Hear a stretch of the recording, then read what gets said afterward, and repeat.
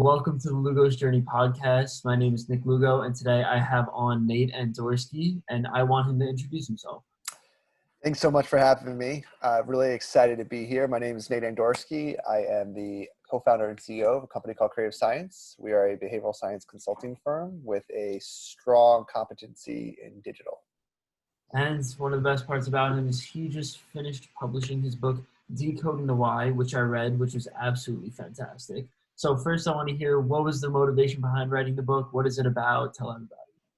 So the book looks at the intersection of behavioral science, which basically is a field of study that seeks to understand the types of things that happen on a subconscious level that influence our decision-making, with building, designing tech products. So the idea is that if we can integrate these theories and concepts and ideas about what drives human behavior into the way that we build technology products, we can have them perform a lot better.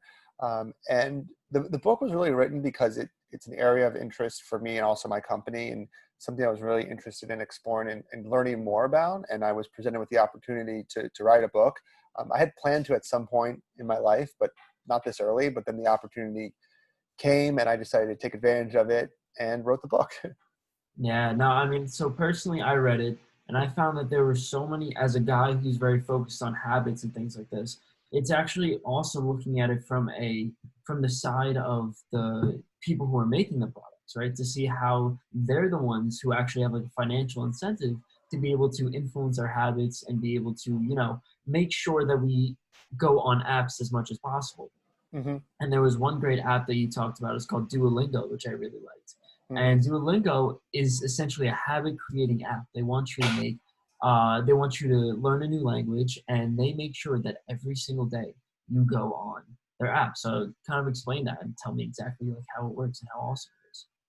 Yeah, definitely. So, I mean, part of the concept with Duolingo and a lot of the ideas and the concepts the book talks about is things that help people become better versions of themselves. So Duolingo is a language learning app, but learning a language is really difficult, right? It's this thing that happens in the distant future. It's far off. And what Duolingo does a really great job of really understanding that the reward, quote unquote, for learning a new language is so far in the distant future. It's hard for us to really understand and grasp that. So it has a lot of techniques and tools and almost gamification where you're getting rewards for doing actions every single day to keep you engaged while you're learning, to help you reach those long-term goals. Yeah, there was one thing that I really, really liked, and it's something that's very popular amongst, people my age, right? They have the concept of streaks, right? So if you have a streak of like 20 days in a row going on Duolingo, you might not even want to learn the language anymore. You just don't want to break the streak because your ego won't let you do it, right? So that's a big thing on Snapchat nowadays. I find that my friends go on Snapchat, and for whatever reason, they keep a streak, and there's absolutely no purpose of keeping the streak. But at the same time, people want to do it. Yeah, and I think that ties right back into the behavioral science theory, is that there's this idea in behavioral science, and it ties back to a number of different concepts, but basically the idea is that, we don't like to lose things, right? And the idea behind a streak is that it's a self-reinforcing mechanism in that the number of days that you continue to use Duolingo, that streak increases, and the longer it gets, the quote unquote more valuable you see it as, because instead of breaking a streak that's only 2 or 3 days long, as it gets longer and longer, 50, 100, you don't want to break that streak because then you have to start all over again. But as you said, the streak it's completely arbitrary, right? There's no real value to it, but we still have this innate desire to keep that streak going. And that's what's so brilliant about Duolingo, is it really starts to understand what are the types of things that drive behaviors, and it layers those in rather than just pinging you every day and say, hey, learn your lesson, learn your lesson, learn your lesson. Yeah, exactly. I read your book, I think it was 16 days ago, I think, because for the last 16 days, I have been keeping a streak of doing a morning workout, and I went 16 days, and that's the whole thing, right? Like, I woke up this morning, didn't really want to do my morning workout, but it's like, I can't drop the 16-day streak. Exactly. And I think Duolingo does a great job of taking sort of like the habit manipulation and use it in a good way, right? They make sure that now when you're doing a habit, you're actually using it for good instead of, sort of the streaks where the Snapchat streaks where it's very like neutral and doesn't have much of a purpose. And that's the concentration of the book is these types of techniques and ideas are geared to be built in applications, technology products that are helping people. And the phrase that I like to use is become better versions of themselves, right? So learning a new language, working out more, eating healthier, those types of things where you want to be this better version of yourself, but not for whatever, for a myriad of different reasons, you're having a hard time achieving that future self, as I refer to it in the book. Yeah, I agree. I think it was really awesome. Another thing that you put in your book, which when I read this, I found absolutely incredible because it was so on brand for me. Just because you brought up the hero's journey, right? And how telling a story, right? Selling to somebody is a very emotional task. You're trying to hit their emotions. And when you tell a story, then it has such a powerful effect on people. Mm-hmm. And I sort of figured that out more like inadvertently, right? Like I never really tried to tell my story, but at the same time I do it because I just tell my story. And I found that looking at the behavioral science behind it is absolutely incredible. So what you did is you told me that you have your hero's journey story lined up and you already have it written down. You already know what it is, and you've done this way before. So I'm interested in hearing how you became who you are today.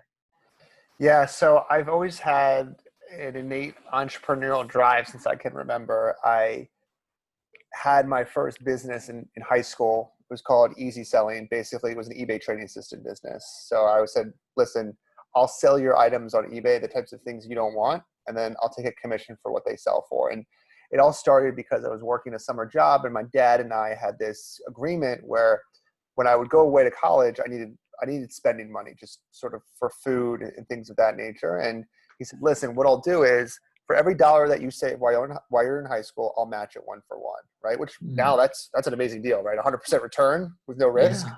But in high school, you don't want to put away money, right? You want all your money to be yours. And I've been working as a busboy at a local restaurant, and I was working really, really long hours. I was making no money. I was making $20 or $30 a night. And I came up with this idea, easy selling. And it's incredible because I think one of the things that I learned is that I didn't know enough to not know what I shouldn't be doing, right? I hadn't had any formal business education, but because of that, anything was possible. So I was like, Yeah. yeah, why don't I go ahead and start selling some things on eBay? And I sold some things for myself, and then I soon ran out of inventory.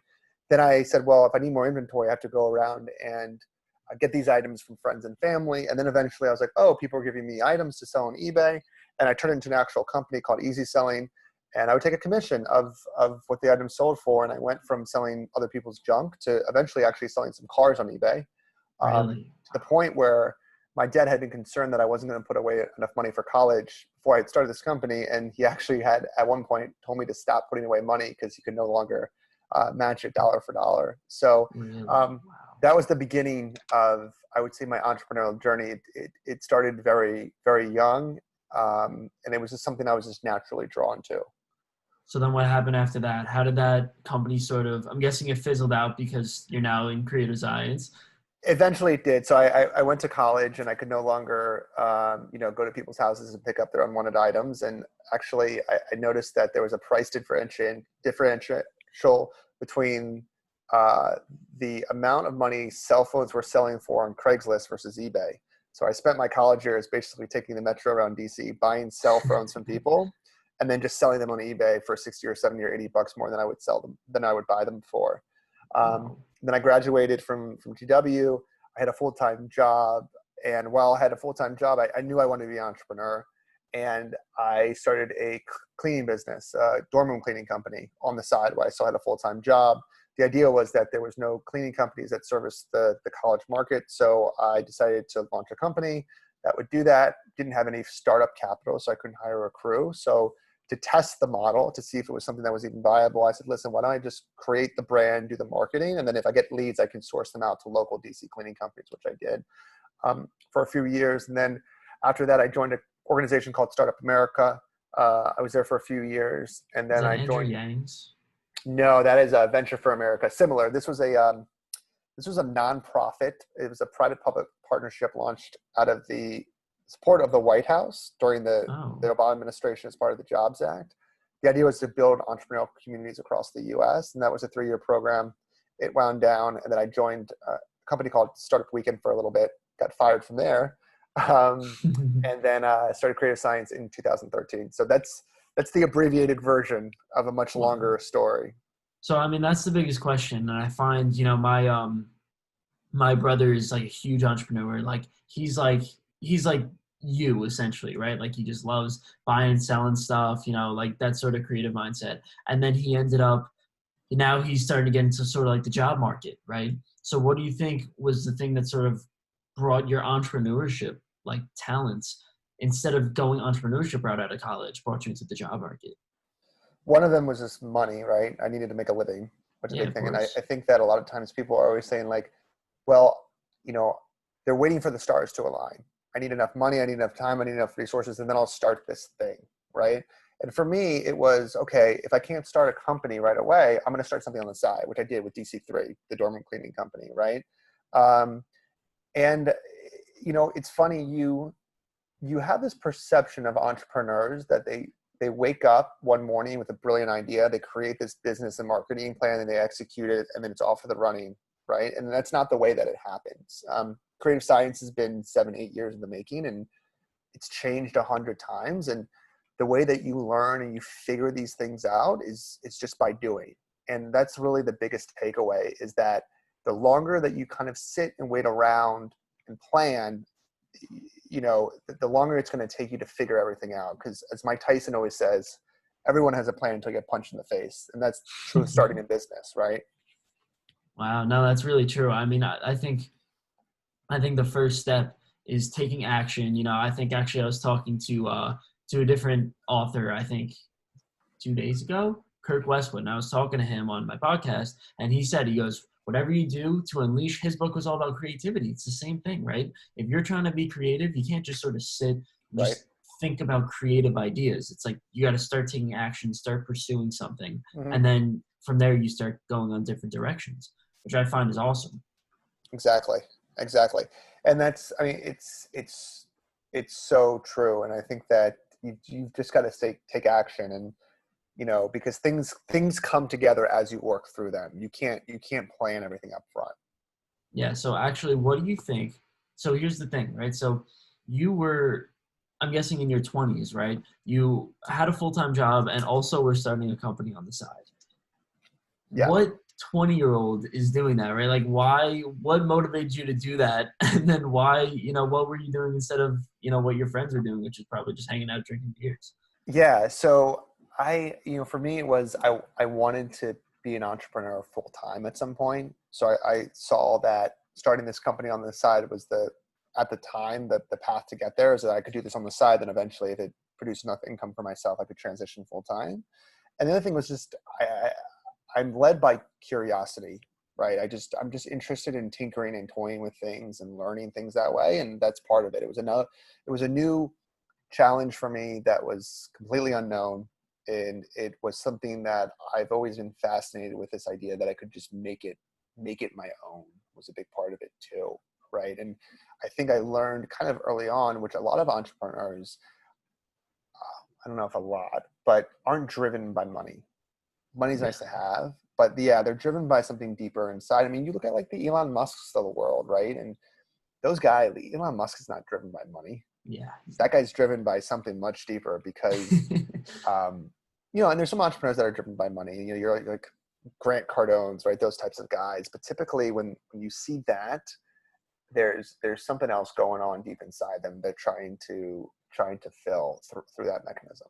Well, that's a big part of the hero's journey, right? Like Hmm. an entrepreneur, we could say, is a hero, or a successful entrepreneur has Right. gone through a tremendous amount of trials and things like that. And part of the hero's journey is just you can't really be motivated by something that's so futile, Right. right? Because Right. like if you're motivated by money, then the thing you're going to look for is to get rich quick, Yeah. Exactly. Exactly. always. And then if you go for the get rich quick, it's like the amount. I think it was what 70% of entrepreneurs fail in their first 10 years, Hmm. Hmm. something like that. So I mean, I can't even imagine what it's like for the people who are trying to get rich quick. That's like 99% at least. Right. So what did you find was in that whole time, right? Did you find that you made any huge mistakes that were really like big setbacks? Yeah. I don't. I did. I don't know if setbacks is the word that I think would fit best. I think that it's one of those things where you can only connect the dots looking backwards, right? Mm. So like, you know, my cleaning company, for example, is drastically different than what I do right now. But there's so many things that I learned through that process that lend themselves well to me. Now, I mean, for me, I remember the first, I think 2 or 3 years after we had creative science, and I had gotten to that point where like I kind of had felt that, you know, I had made it, we were getting clients, revenue was growing, we had built this amazing team, and all of a sudden, almost overnight, things started to change. And this sort of high that I was on, this pinnacle of I felt that I had finally made it. There was an article written about me in Forbes, and I had realized that you know, companies started to sort of dwindle, and we had to lay off a big part of our team basically overnight. Wow. And I mean, that was a big setback for me because I think it created this sort of sense of doubt of what I'm doing, who I am, but also after being at this sort of, I don't want to say pinnacle, but kind of feeling like you've gotten to where you want to be. And then all of a sudden you get kind of slapped in the face and you have to not restart, but kind of reorient yourself was a big learning experience for me. So what was that like? So, describe first of all what it was like inside of yourself, but also what it was like just like physically what ended up happening.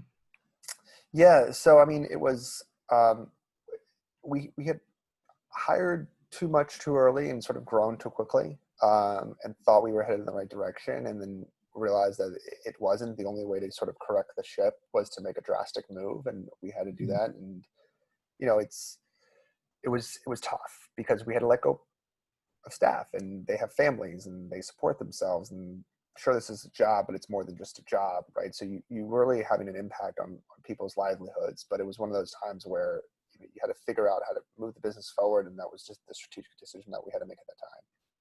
Wow. So how'd you guys get out of it? So you guys essentially you grew too fast, so you guys kind of like stopped the ship completely and then went Yeah. back on your steady And we pace. pivot. I mean, I don't want to say pivot. We kind of pivoted, and then we pivoted again. I mean, we were working with a lot of nonprofits at the time, so we started to really dial in to sort of the nonprofit market for a few years, and made a little bit more headway there, just building websites and mobile apps and such. And then about a year and a half ago, we kind of hit a ceiling again, and that's kind of where we retooled the company to what we're doing now with behavioral science. Um, and we're seeing a lot of success there for a number of different reasons. Is we still do a lot of work with nonprofits, but we're starting to focus on a lot of other industries such as health, finance, and education. But really starting to reposition the company as this behavioral science consulting firm with a strong competency in digital, rather than just being a website design development agency. I find some of the parts of behavioral science to be so creative. I think that's the best part about it. hmm I mean, Yeah, it's like it's a unique blend between an art and a science, right? yeah. There is somewhat of a playbook, but there's so much room for people to interpret and create their own concepts and ideas based on what's already out there, which I think is the really exciting part about it. Yeah, and then also the fact that you guys combine with data science, right? So you guys eventually, hopefully, right, in the behavioral science front, you guys are going to hopefully be able to combine with data science and be like, all right, this is what actually works. We can make a better structure to do it, and then just keep improving on it. Yeah, exactly. I mean, I think that's the other exciting part of the work that we're doing is the intersection between data science and behavioral science, because data science basically tells you who is likely to do what, and what behavioral science tells us is, well, how do I increase the likelihood that they will do that thing? So that's a really interesting intersection point. Yeah, I know. I just find, the human element is just something that's so incredible, like so powerful. There was a story that you put in here that really stuck out to me. It was for the kids who had cancer, right? And who were struggling with cancer. And Mm-hmm. was it that they weren't reporting their symptoms? Do you know the story behind it? Yeah. So what they were asked to do basically is so they could get treatment and the doctors could help them was report their pain levels throughout the day, right? But no, very few kids would go into this app and report their pain levels, right? Because it's not enjoyable. And what they did is they created an app where they were the hero of their own journey. And basically what it was is they were on this detective mission to sort of uncover their pain. So they created this storyline, and it was kind of a game, but they were the heroes of their own story, and they were tasked as a detective to go through and, you know, find their pain and report their pain levels. And they saw a tremendous increase in engagement when they structured it that way.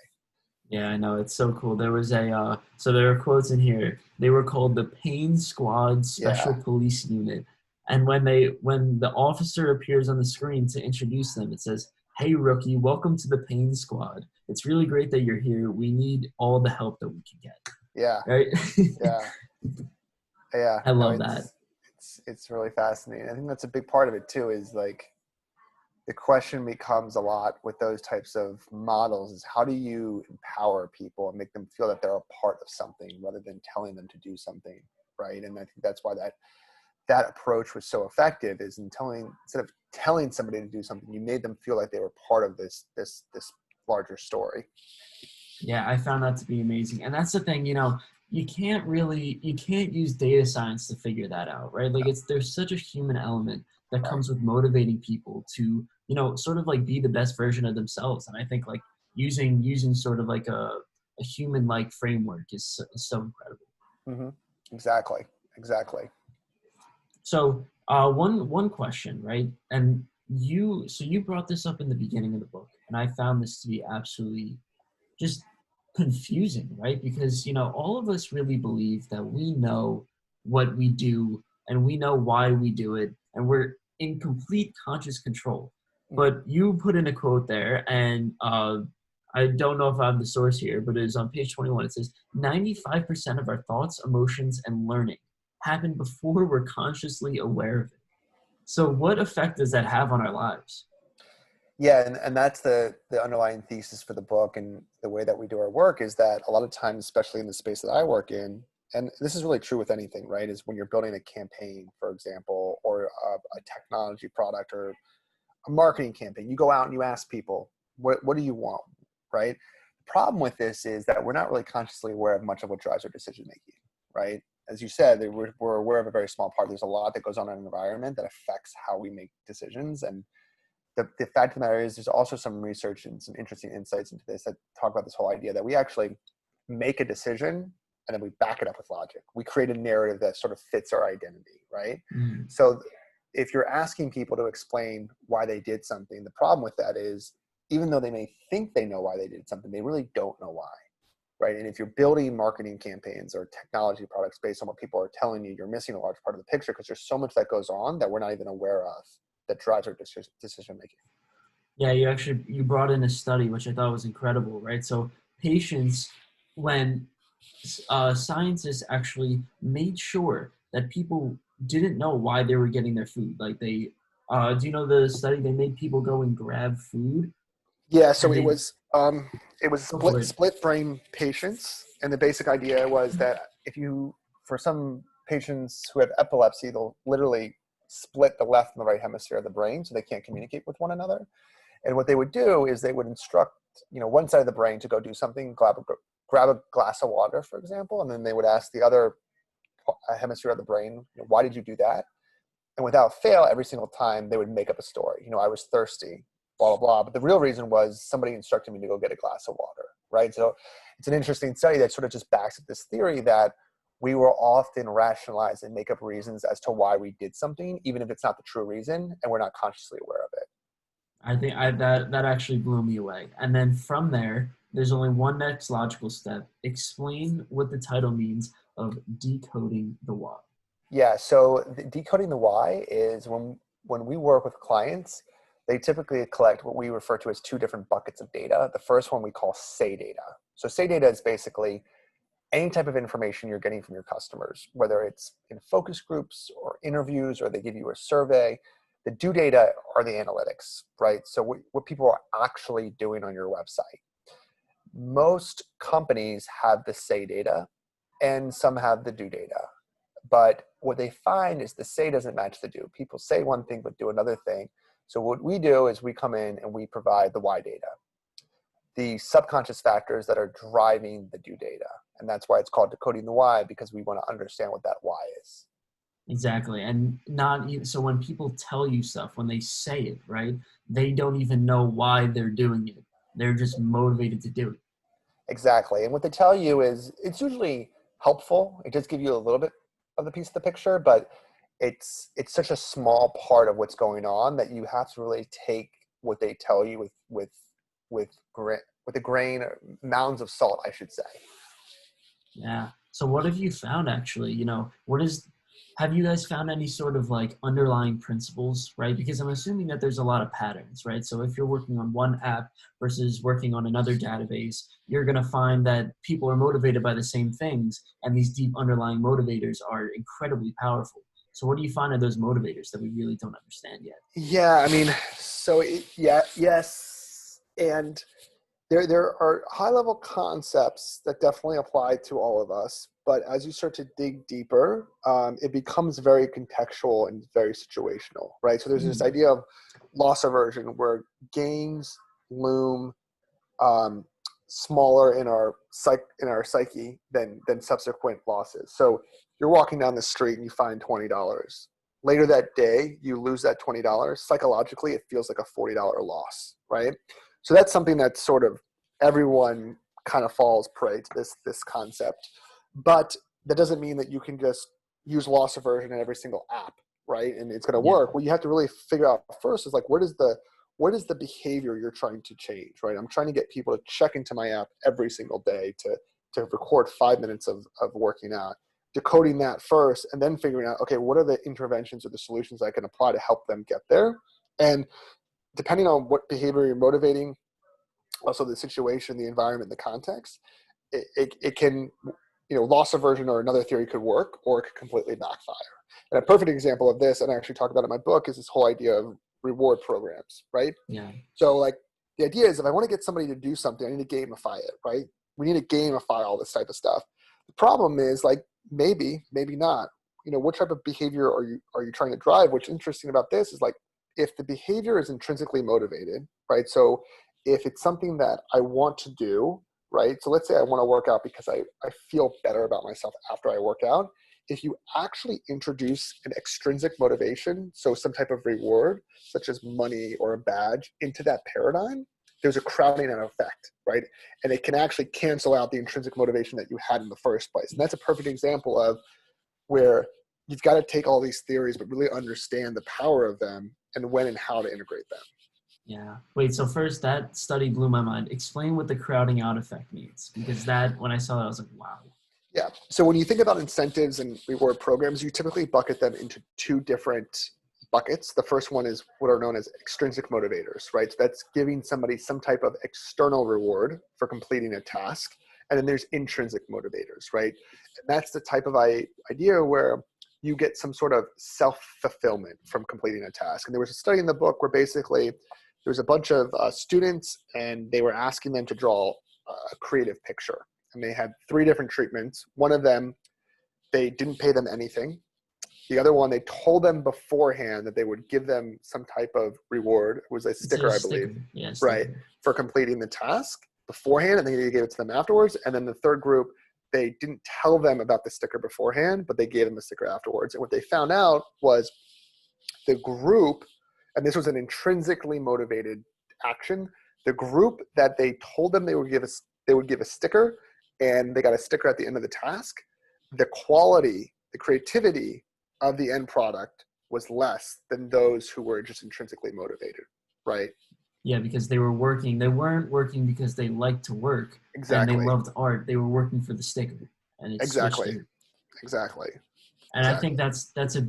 that's a big thing, because when you have sort of intrinsic motivations, right, those are probably going to last longer. And when you have the sort of extrinsic, it probably dies out. Exactly. And the intrinsic is self-reinforcing, where the extrinsic, we also are hedonic creatures. So we adapt actually rather quickly to circumstances. Mhm. So for example, with reward programs, one of the challenges is you do something, I give you $20. Awesome, $20. The next day you do it again, I give you $20. Awesome. But eventually that $20 becomes the new norm. You have to increase the amount to get that same satisfaction from completing the task, and it can become this endless cycle. Yeah, exactly. And the thing is, right, eventually you're going to run out of stickers, Right, right? right, right. So once you run out of stickers, it's a done deal. And I found that personally, I found that to be extremely motivating. Actually, I was talking to my friend yesterday, and we went out to go and eat, right? And he goes to me, we're talking, And I told him that I don't eat fried foods anymore. So like no French fries, no fried chicken, no chicken fingers, um, all those things. And he goes, so how do you enjoy food? Right? Like, how do you enjoy food? And I'm like, Yeah. I basically gave him that same explanation, which is a powerful explanation. It's like, if you set the bar higher to be, I only eat, I eat a lot of fried chicken, then eating fried chicken is the same thing as someone who only eats, let's say, like broccoli, right? Right. They only eat broccoli. When you have that fried chicken versus when you have that broccoli, and if you constantly have those same things, which is obviously a little bit different from what we normally do, Yeah. then it's the same feeling, right? Like Right. it you get used to being on the highs and you also get used to being on the lows. Exactly. Exactly. Exactly. Yeah, I found that to be, these are just, very like practical tips that I found to be very powerful, Hmm. honestly. Let's see. There were a bunch of other things. Oh, yes. So one thing that I thought was really cool is you explained that not only are we, creatures that are extremely, we don't really know what we're doing. We also are incredibly guided by our emotions, right? Like we're never actually guided by this sort of rational thinking that we normally explain to ourselves. So actually, what did you notice was sort of like the emotional, I guess, underpinnings of a lot of our actions? I mean, they're very driven by emotion, right? And one of the things that George Lowenstein talks about is this idea, and I actually didn't get into this too much in the book, but it's called a hot cold empathy gap, right? So it talks about making decisions when you're in a hot state, which is an emotional state, versus a cold state, and the different types of decisions that we make. And one of the things that it talks about too is making sure that as much as possible, especially when you know the situation can be your decision can be swayed by emotion, that you make those types of decisions in a cold state, right? Which I think is really interesting, and really understanding that, and I've done this too, even in my business, is that recognizing when I am in a hot state, when I'm in an emotional state, and if there's an important decision to be made, say to myself, I'm not going to make this decision right now. I'm going to kick it down the road. I'm going to make it when I'm in a cold state and I can think rationally. Because when you're in a hot state, like it's very challenging because our emotions are so strong and so powerful to think logically and to think practically. And it's usually a I guess like a gambler, right? Like a gambler is always making the decisions, but it doesn't matter if he's on a hot or a cold streak. The next choice that he makes is going to be the same choice either way, Right. right? So Right. even if he feels like he's on a hot streak, actually, you said that in your book. You did bring that up. Part of basketball shots, right? Like Hmm. even if you feel like you're on a hot streak, you might, if you feel like you're on a hot streak and you make the shot, you're gonna be like, yeah, you know what, I made the shot. But if you miss, then you're gonna be like, oh, you know what, it's not even a big deal. But they actually found that no matter what, even if you're on a hot streak and you're doing regular, then your shot percentage is around the same.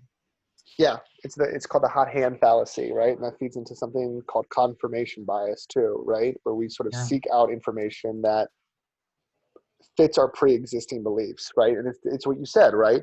If you make two shots in a row, you might say, "Oh, I'm on a hot streak," so you keep shooting. And if you make one, you go, "See, I'm on a hot streak." If you miss one, you go, "Oh, well, that didn't count because of X, Y, Z or X, Y, Z," and you sort of say that that's not part of the scenario, right? And as you said, what they do is they actually go back and they looked at basketball players and they found out that even when these people are on hot streaks, like over time they revert back to the mean. Like statistically speaking, they're no better or no worse than they always are. It just they feel like and they perceive that they're on a hot streak, but it's a fallacy. So as an actual business owner, right? So when you feel like, okay, you know what, I need to make this decision, but I'm gonna make it tomorrow, right? How do you sort of like be aware of the fact that you're in a hot streak? Do you have like a systemized way of doing it, or is it kind Some of just like, Somebody asked me this before too, and I honestly don't like have a systematic way of doing it. It's more so like they talk about, am I above my mean or below my mean? I sort of know my normal operating mode, right? And if I've done something really amazing, I know that, okay, well, unfortunately, that's not how I always operate. That's great that happened today, but I'm probably going to get back down to this mean, and vice versa. If I do something that's not great, I also know, okay, that's not normally how I operate, but that happened today, and knowing that I'm going to revert back to that mean. Interesting. So you just kind of you just like sort of realize it. You're like, you know Yeah, what? I've been doing too good. Let me slow down a little bit, right? right. And I I think wish, that's yeah, no, I think that's part of like the human problem, right? Like even though you said like before, right, your company's growing, and I think we all have this feeling, right? Times are going good, we're living right, a good life, and then right, you're like, oh, let me take on more staff. Oh, that's right. wonderful. And then it's just, you feel like you feel like you're going better than you actually are, and that's just part of the human problem. Exactly. Man, that is crazy. It is crazy. So another thing that I thought was really cool, regulatory mode theory. Can you explain what that is? So regulatory mode theory talks about the way that we pursue goals. This is really fascinating and one of my favorite parts of the book. And Hmm. it talks about this idea that when we're in the pursuit of goals, most people operate in one of two modes. The first one is known as assessment. This is the idea that I dot all my I's and I cross all my T's before I do something. The other one, which I fall very much within, is locomotion. I just always need to be in the pursuit of something, working towards something. And what's really interesting about this is it begins to break down and gives you insight into the types of things that certain types of people need to be doing in the pursuit of goals, right? So if you have somebody that typically falls in the assessment and you're trying to treat them as if they're in locomotion, so somebody that likes to do all their homework before they make a decision, but you're trying to get them go, it's going to backfire and vice versa. Interesting. So how did you actually explain that a little deeper? What do you mean by someone who's doing their homework and Yeah, so the example I actually give from the book is there was a energy company in the UK, and what they were doing were they were trying to get people to switch to their company. And when they went and they did these customer interviews, all of their customers said, "Listen, I make my decision based on the best price. So you give me the lowest price, and I'll switch to your company." But their behavioral scientist Julie went back and she did the math and she figured out that over the course of the year, regardless of the company you go with, you only save maybe about 20 or 30 bucks, which isn't that much. And it's a real hassle to switch energy companies. So she's like, maybe there's something else going on here, right? So she mhm, came up with this hypothesis. She's like, maybe I can use self-regulatory mode theory to try to increase the likelihood that somebody's going to switch to this company, right? So when people moved into a new home, they sent them a marketing message.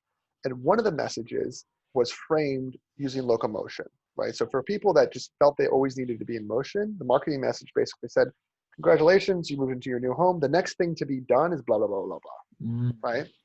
And these emails performed 2.5 times better than the price centered emails, right? And it's interesting because it highlights two things is if you would have asked customers, you know, what type of marketing do you need to provide me to get me to switch? No one would have said, well, you need to give me a marketing that tells me the next thing to be done is to look at my energy bill and figure out which energy company I want to go and with. to do more work. Yeah. Right. So, and then assessment is back to the idea where you want to do your homework before you make a decision. So a perfect example of this is, are you familiar with Progressive? Yeah, of course. You know So, that they have that like competitor price check tool where you can check all your competitors. It's a yep. perfect example, right?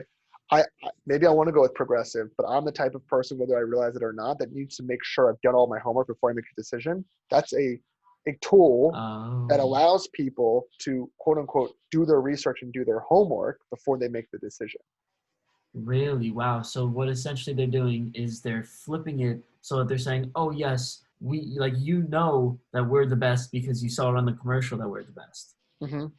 And it's a Wow. perfect example where I think in some instances, making things more difficult and longer could be a good idea, right? And there's certain instances, but that's a perfect example. Like giving somebody another step in buying their insurance in this instance actually makes sense.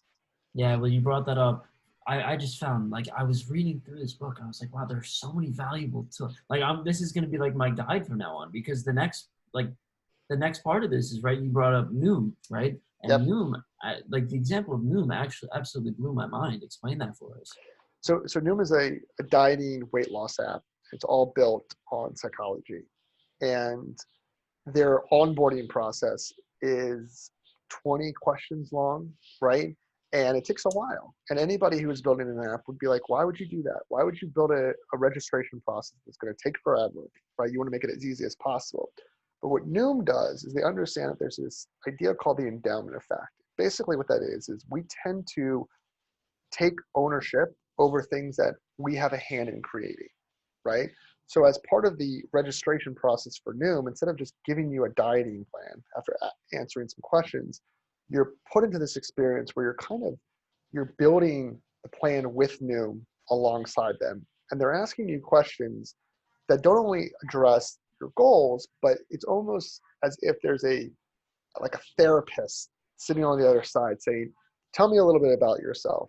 Have you tried dieting before? Yes, I have. Most people don't succeed when dieting. So you're just like everybody else. What are some of the reasons that you didn't succeed? So you feel comfortable and you feel that this person or this app understands you, but also you're building this program alongside of them. And what that does is it leverages the endowment effect where you had a hand in building this. So you take more ownership over it, and therefore you're more likely to follow through and follow the plan that you helped create. Yeah, no, I really like that because I notice that in my own life, right? Like if I make my dinner, right? Mm-hmm. If I make my dinner, I'm gonna like that dinner more, even if it tastes exactly the same. Exactly. And people have also coined this, I've heard it time and again, as the IKEA effect, right? And Mm. that's the reason that IKEA, I don't know if it's true, but the reason that IKEA makes you build your own furniture, right? Because you take more ownership over it. You find more value in it. And it's yours. No, I mean, I think that's a really cool theory, and it's incredible because yeah, I think another thing that Noom did, which was really awesome, was they said more people.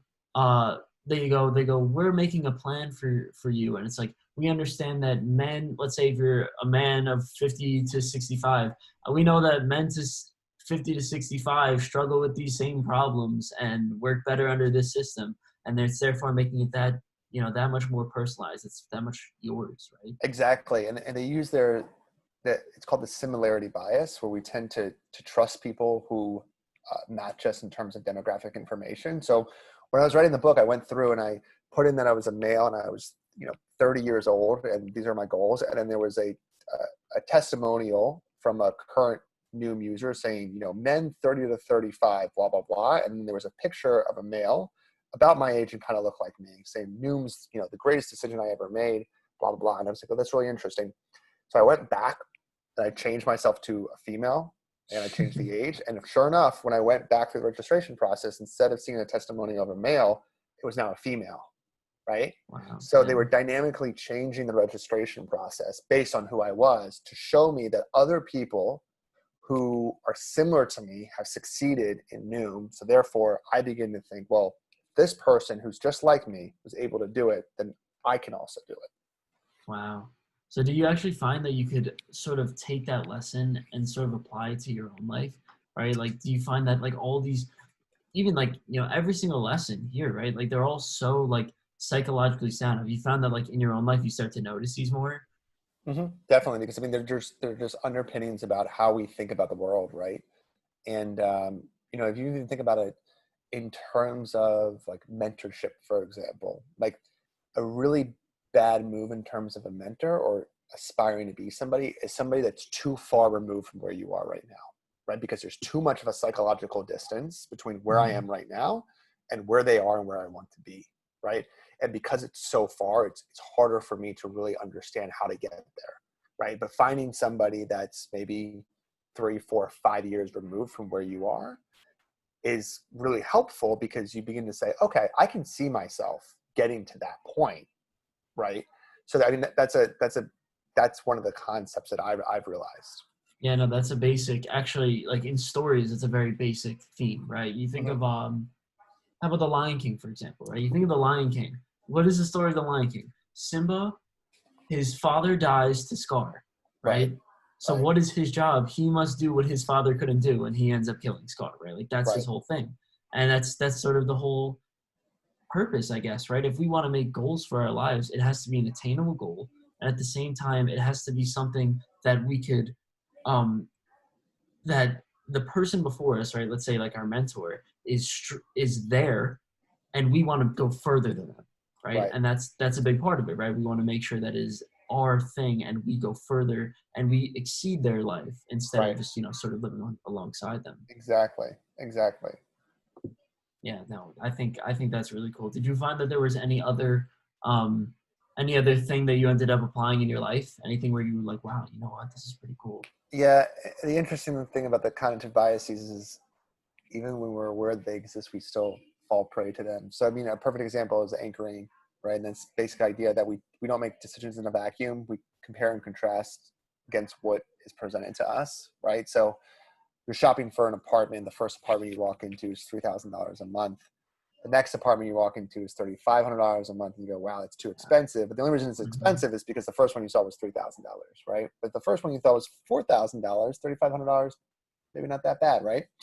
So when you're shopping online or doing purchasing is, like that's a basic theory of sales, right? Of those types of things is saying, well, this was $300. Now it's only 220. I got to buy it. But if they just told you it was 220 out of the gate, would you still buy it? Right. So just being aware of the other things that are going on that are impacting the decision that you're making in front of you. Yeah, no, that absolutely kills me. That kills me. I remember I was going online. I was going to read a book. What was the name of the book? Whatever. But I was going to read a book, and usually like the average price of a book is like 11 to like $13. That's usually Mm-hmm. the mark. And there was one book that was like $4. It was Yeah. an old time. It was an old time book. Brave New World, Yeah. that's what it was. And I was going to order it online, and it was $4. And then it showed up. It said, "Do you want to buy? You can't get it for $4. Do you want to get it for 10 whatever?" And I was like, "I'm not doing it." Yeah. Right. Right. Like I So can't do it. It's there, below. It's above what I thought it was going to be. there's that. There's also mental accounting, which basically, and this is really interesting, is that we tend to spend money differently based on where it comes from, right? So do you have a Venmo account? Yeah. A lot of people think about the money in their Venmo account as like leftover money, right? It's Yeah. like, and you'll spend it differently, right? Because it's in your Venmo account than your bank account. But at the end of the day, like a dollar is a dollar. It doesn't matter where it came from. But we do this all the time, depending on where the money came from. Your tax refund, for example, or a $100 gift from your grandma at Christmas, you'll spend it differently, right? Which is kind of irrational, right? So It just being is. aware of that, I think, is also really interesting. That's actually really funny because I think so. My dad's friend wanted to give me a graduation gift for like a few years now, right? For graduating high school, right? So a while ago. And he was like, "Oh yeah, let me give you he gives me the gift, right? And I think he gave it to my parents now because, I'm at home. I'm not home. And my mom calls me and she goes, "Do you want me to transfer that money to your Venmo account?" I'm like, "I don't want you to do that because I Yeah, know because I know that I'm going to spend that money so much right, more recklessly." And right, it's like there's absolutely no reason to do that. right. Exactly, exactly. And I think that's true. I think actually you brought that up in the beginning, right? For whatever reason, and I think this is, this sort of makes sense. It's like, let's say you're younger, right? You're a kid, and you said when you were younger, your dad wanted you to save. For every money that you save, you get another dollar for it. So, a Right. dollar for dollar type system. And when I was younger, I would not want to go out to eat if my parents told me, "You know what, you have to pay for dinner this time." Right? Hmm. Like you're going out with your friends, you go pay the bill, the $20 for the meal. Hmm. And I think that's so true of just, helping people. I think that's a great. I actually wrote that down when you said the one for one thing. I actually wrote that down as a parenting lesson to tell my future kids. Hopefully I remember Hmm. that that I do that dollar for dollar thing, because really when they save that money, right, it's theirs, right? And they're going to want to use it, spend it more efficiently. Yeah, exactly. Exactly. Exactly. Man, that's a great lesson. Yeah. Wow. It's All funny right. because in high school when it happened, I was like, it's just like Mhm. crazy. I would kill for someone to come to me today and be like, hey, listen, every dollar you put away, I'll give you a dollar. I was like, wow, 100% return with no risk. Like, but so Sounds incredible. But now it's like, but the thing is, right? Also, when we were younger, for whatever reason, I think that has to go with the fried chicken broccoli example, right? yeah, $5 was like the world to me. yeah, yeah, yeah. No, I know I know. exactly what And you're then talking and about. then you have, now I think, if I get now that, how college costs, I think $60,000 at Indiana University right now. Right, So right, tuition plus room and board. Yeah. College, if it's $60,000, $5 is like, it's pocket change. I'll spend that right. on Chipotle. Exactly, exactly. So I do. One thing that I did wanna bring up. Explain to everybody exactly what you guys do for just to kind of round it out. Explain exactly what you guys do for creative science, right? And what do you guys do, and sort of what companies do you kind of work with? Yeah. So we work primarily in four main areas: the social impact nonprofit space, education, health, and finance. And we use behavioral science to build technology and strategies for these companies.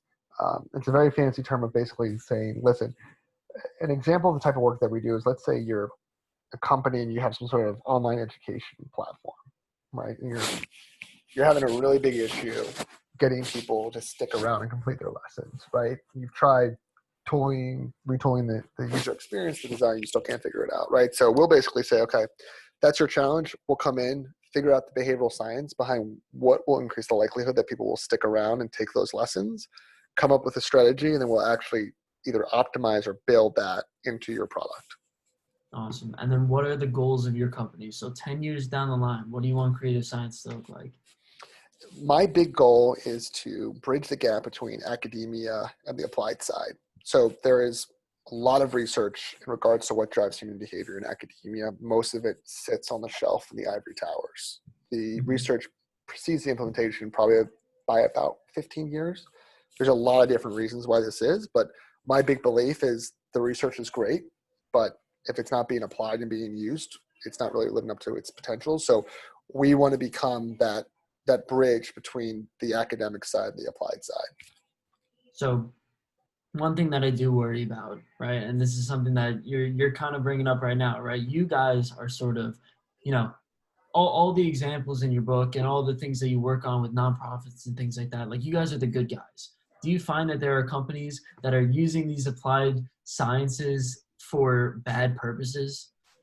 Yeah, and there definitely is. And it's funny that you bring that up because just this week, the Global Association of Applied Behavioral Scientists was launched, GABS, Mm. and their mission basically is to provide, or part of their mission is to provide a sort of clearinghouse for the types of individuals and companies that are applying behavioral science that are legitimate, and then number two that are using it in the right way, right? But you're completely right, is that ultimately these theories understand what drives human behavior, and they can be used for good and they can be used for evil. Yeah, I know. Like you see it, like I think it sucks because you just look at it and it's like 99.9% of people don't understand, aren't up to date with the recent psychological, you know, Mm-hmm. recent psychological innovations and findings and things like that. But every single social media company, Facebook, Yep. Twitter, Instagram, TikTok, every single one of those guys, YouTube, are all up to date. They have those top 0.1% guys, and they use it in a bad way, right, to Mm-hmm. kind of get you hooked, right? They have a Mm-hmm. financial incentive to get you hooked, and it actually freaks me out because it's like that is being used for such a bad Yeah, purpose. exactly. I think it was so this break, right, over quarantine, right, I had a bunch of friends who, I do a little joke with them, right? Like if I haven't seen them in a while, I say, hey man, like how you doing, what's your screen time, right? What's your screen time? That's funny. That's really funny. I like that. Because they click and it's like, all right, you know what? I was on TikTok for 6 hours today. Yeah. Something crazy. Yeah. It's usually somewhere around 3 to 4 hours. It's like That's funny. imagine yourself mindlessly scrolling for 3 to 4 hours. Right. Right. Absolutely boggles my mind. It's good to have, you guys are really the good guys using it to sort of Yeah. um to the advantage. I think I was actually talking, so I recommended your book to one of my friends, and he has an app that's coming out this year. It's called Dojo. And Mm-hmm. essentially what it is, it's social media for working out. So it's like everybody posts their workouts online and everybody posts their Interesting. motivation online. And when you do something like that, it's so much more right? Like Right. you're Right. using the behavioral sciences to push it in a way that people are going to want to keep working out instead of keep scrolling on social media. Exactly. Exactly. That's fascinating. Absolutely, yeah, no, absolutely fascinating.